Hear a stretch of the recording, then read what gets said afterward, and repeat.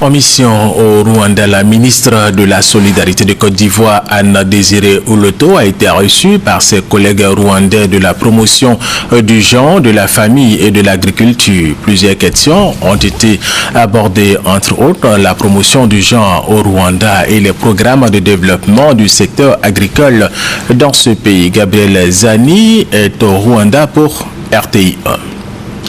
Arrivée à Kigali au Rwanda, Anne Désiré Oloto, la ministre de la Solidarité, n'a fait qu'enchaîner les rencontres bilatérales avec les personnalités du pays pour s'instruire des expériences en matière de promotion du genre, de l'implication des femmes dans le développement du secteur de l'agriculture. Elle est reçue ce mardi 9 décembre par la ministre rwandaise de la promotion du genre et de la famille, Oda Gazinzigwa. Pour la ministre rwandaise, la priorité pour son gouvernement en vue de la reconstruction du Rwanda post-crise a été la prise en compte de la condition des femmes dans la rédaction de la nouvelle constitution du pays.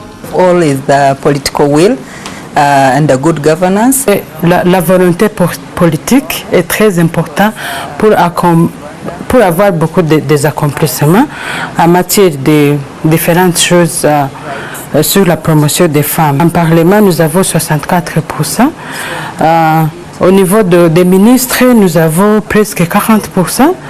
Et en matière judiciaire, nous avons aussi plus de 40%. Different decision-making position. In the parliament, we have more than 64%. In the cabinet, we have more than 40%. La ministre de l'Agriculture du Rwanda a aussi accordé une audience à la délégation ivoirienne. Des mesures vigoureuses ont permis au pays de se relever, entre autres la révision de la loi sur le foncier rural, révisée pour permettre aux femmes d'hériter des terres de leurs époux tués pendant le génocide. Des discussions l'on retient que la gestion de l'après-guerre au Rwanda a nécessité la prise de mesures vigoureuses et structurées, des mesures qui ont demandé la participation de tous les Rwandais.